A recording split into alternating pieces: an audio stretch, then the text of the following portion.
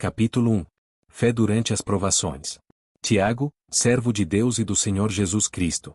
As 12 tribos dispersas entre as nações. Saudações. Meus irmãos, considerem motivo de grande alegria o fato de passarem por diversas provações. Pois vocês sabem que a prova da sua fé produz perseverança. E a perseverança deve ter ação completa, a fim de que vocês sejam maduros e íntegros, sem que falte a vocês coisa alguma. Se algum de vocês tem falta de sabedoria, peça a Deus, que a todos dá livremente, de boa vontade, e lhe será concedida.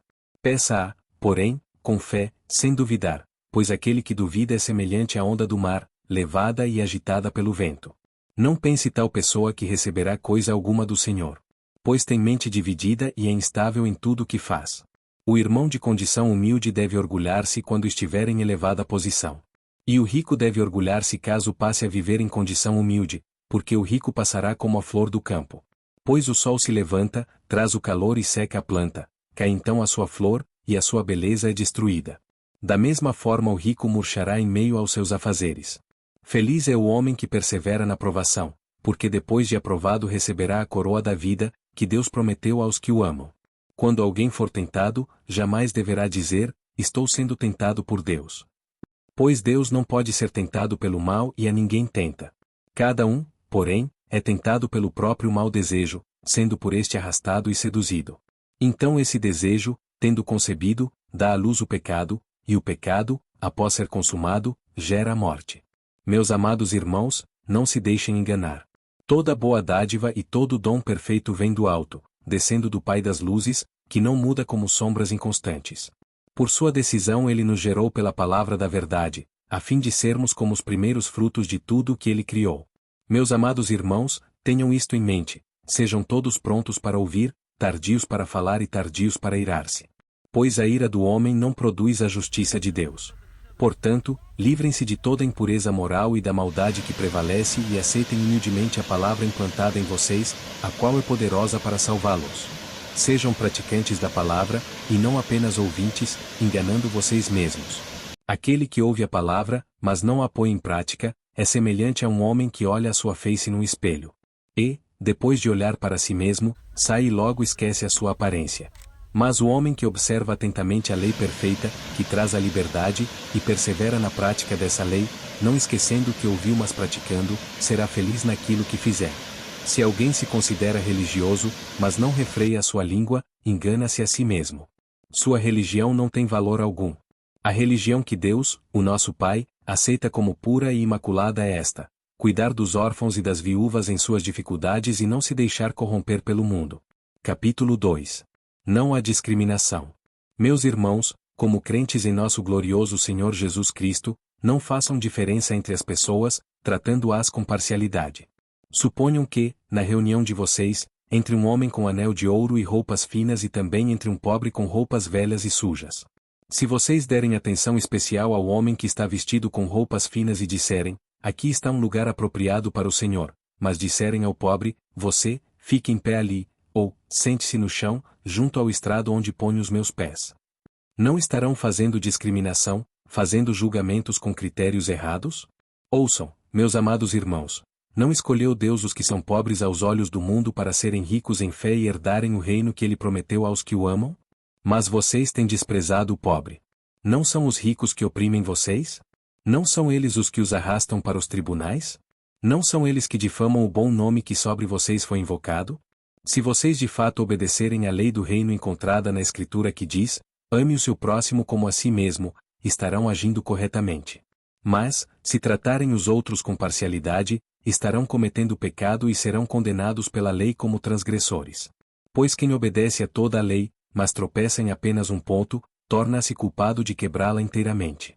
Pois aquele que disse, não adulterarás também disse, não matarás. Se você não comete adultério mas comete assassinato, torna-se transgressor da lei. Falem e ajam como quem vai ser julgado pela lei da liberdade. Porque será exercido juízo sem misericórdia sobre quem não foi misericordioso. A misericórdia triunfa sobre o juízo. De que adianta, meus irmãos, alguém dizer que tem fé, se não tem obras? Acaso a fé pode salvá-lo?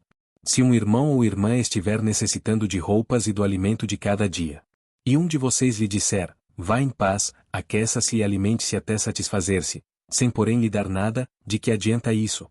Assim também a fé, por si só, se não for acompanhada de obras, está morta.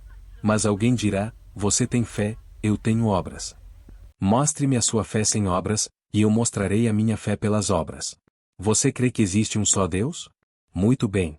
Até mesmo os demônios creem, e tremem. Insensato. Quer certificar-se de que a fé sem obras é inútil? Não foi Abraão, nosso antepassado, justificado por obras, quando ofereceu seu filho Isaque sobre o altar. Você pode ver que tanto a fé como as obras estavam atuando juntas, e a fé foi aperfeiçoada pelas obras. Cumpriu-se assim a escritura que diz, Abraão creu em Deus, e isso lhe foi creditado como justiça, e ele foi chamado amigo de Deus. Vejam que uma pessoa é justificada por obras, e não apenas pela fé. Caso semelhante é o de Raabe, a prostituta. Não foi ela justificada pelas obras, quando acolheu os espias e os fez sair por outro caminho. Assim como o corpo sem espírito está morto, também a fé sem obras está morta. Capítulo 3. O domínio da língua. Meus irmãos, não sejam muitos de vocês mestres, pois vocês sabem que nós, os que ensinamos, seremos julgados com maior rigor. Todos tropeçamos de muitas maneiras. Se alguém não tropeça no falar, tal homem é perfeito, sendo também capaz de dominar todo o seu corpo. Quando colocamos freios na boca dos cavalos para que eles nos obedeçam, podemos controlar o animal todo. Tomem também como exemplo os navios, embora sejam tão grandes e impelidos por fortes ventos, são dirigidos por um leme muito pequeno, conforme a vontade do piloto. Semelhantemente, a língua é um pequeno órgão do corpo, mas se vangloria de grandes coisas. Vejam como um grande bosque é incendiado por uma simples fagulha. Assim também, a língua é um fogo, é um mundo de iniquidade. Colocada entre os membros do nosso corpo, contamina a pessoa por inteiro, incendeia todo o curso de sua vida, sendo ela mesma incendiada pelo inferno. Toda espécie de animais, aves, répteis e criaturas do mar doma-se e tem sido domada pela espécie humana. A língua, porém, ninguém consegue domar. É um mal incontrolável, cheio de veneno mortífero. Com a língua bendizemos o Senhor e Pai e com ela amaldiçoamos os homens, feitos à semelhança de Deus. Da mesma boca procedem bênção e maldição. Meus irmãos, não pode ser assim. Acaso podem sair água doce e água amarga da mesma fonte? Meus irmãos, pode uma figueira produzir azeitonas ou uma videira figos? Da mesma forma, uma fonte de água salgada não pode produzir água doce. Quem é sábio e tem entendimento entre vocês? Que o demonstre por seu bom procedimento, mediante obras praticadas com a humildade que provém da sabedoria. Contudo, se vocês abrigam no coração inveja amarga e ambição egoísta, não se gloriem disso nem neguem a verdade. Esse tipo de sabedoria não vem dos céus. Mas é terrena, não é espiritual, mas é demoníaca. Pois onde há inveja e ambição egoísta, aí há confusão e toda espécie de males. Mas a sabedoria que vem do alto é antes de tudo pura, depois, pacífica, amável, compreensiva, cheia de misericórdia e de bons frutos, imparcial e sincera. O fruto da justiça semeia-se em paz para os pacificadores. Capítulo 4. Tiago 4. De onde vêm as guerras e contendas que há entre vocês? Não vêm das paixões que guerreiam dentro de vocês? Vocês cobiçam coisas, mas não as têm, matam e invejam, mas não conseguem obter o que desejam. Vocês vivem a lutar e a fazer guerras. Não têm, porque não pedem. Quando pedem, não recebem, pois pedem por motivos errados, para gastarem seus prazeres. Adúlteros, vocês não sabem que a amizade com o mundo é inimizade com Deus? Quem quer ser amigo do mundo faz-se inimigo de Deus. Ou vocês acham que é sem razão que a Escritura diz que o Espírito que Ele fez habitar em nós tem fortes ciúmes? Mas Ele nos concede graça maior. Por isso diz a Escritura: Deus se opõe aos orgulhosos, mas concede graça aos humildes. Portanto, submetam-se a Deus. Resistam ao diabo, e ele fugirá de vocês. Aproximem-se de Deus, e ele se aproximará de vocês. Pecadores, limpem as mãos, e vocês, que têm a mente dividida, purifiquem o coração. Entristeçam-se, lamentem-se e chorem. Troquem o riso por lamento e a alegria por tristeza. Humilhem-se diante do Senhor, e Ele os exaltará. Irmãos, não falem mal uns dos outros. Quem fala contra o seu irmão ou julga o seu irmão fala contra a lei e a julga. Quando você julga a lei, não a está cumprindo, mas está agindo como juiz. Há apenas um legislador e juiz, aquele que pode salvar e destruir. Mas quem é você para julgar o seu próximo? Ouçam agora, vocês que dizem, hoje ou amanhã iremos para esta ou aquela cidade, passaremos um ano ali, faremos negócios e ganharemos dinheiro. Vocês nem sabem o que acontecerá amanhã. Que é a sua vida? Vocês são como a neblina que aparece por um pouco de tempo e depois se dissipa. Em vez disso, deveriam dizer, se o Senhor quiser, viveremos e faremos isto ou aquilo. Agora, porém, vocês se vangloriam das suas pretensões. Toda vanglória como essa é maligna.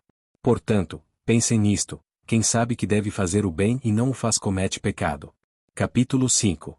Tiago 5. Ouçam agora vocês, ricos. Chorem e lamentem-se, tendo em vista a desgraça que virá sobre vocês. A riqueza de vocês apodreceu, e as traças corroeram as suas roupas. O ouro e a prata de vocês enferrujaram, e a ferrugem deles testemunhará contra vocês e como fogo devorará a sua carne. Vocês acumularam bens nestes últimos dias. Vejam, o salário dos trabalhadores que ceifaram os seus campos, e que vocês retiveram com fraude, está clamando contra vocês. O lamento dos ceifeiros chegou aos ouvidos do Senhor dos Exércitos. Vocês viveram luxuosamente na terra, desfrutando prazeres, e fartaram-se de comida em dia de abate.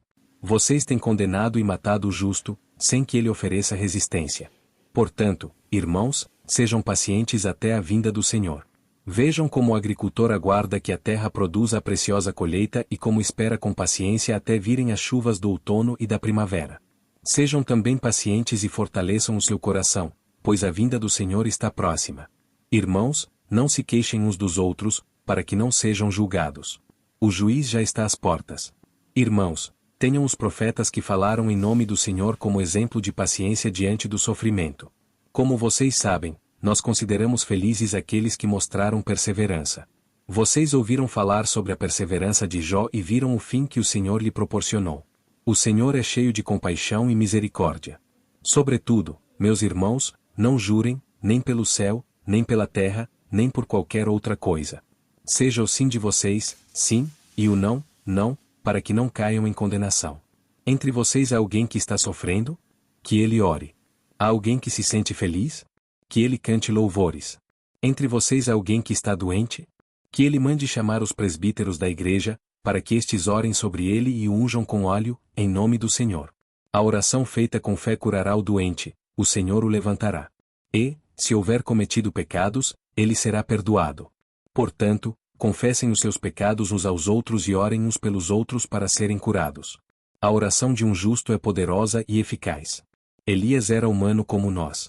Ele orou fervorosamente para que não chovesse, e não choveu sobre a terra durante 3 anos e meio. Orou outra vez, e os céus enviaram chuva, e a terra produziu os seus frutos.